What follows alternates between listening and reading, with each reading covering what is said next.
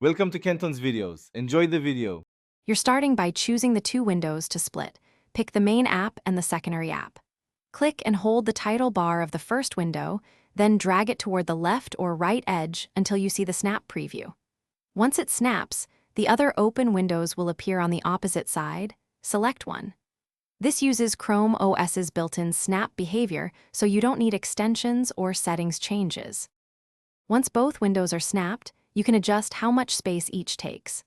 Hover over the vertical divider and drag it until you reach a comfortable 50/50 split or any custom ratio. This helps when one app needs more space.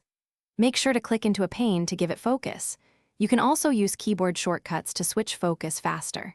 If an app won't resize, check that it's a responsive app or reopen it in a separate window. To finish, drag one window away from the edge or press the Maximize button to exit split screen.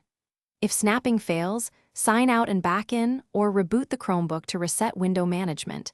That often clears transient glitches. Make sure no accessibility setting or extension is blocking snap behavior and verify keyboard shortcuts aren't remapped. Quick troubleshooting tip: if windows don't snap, toggle tablet mode or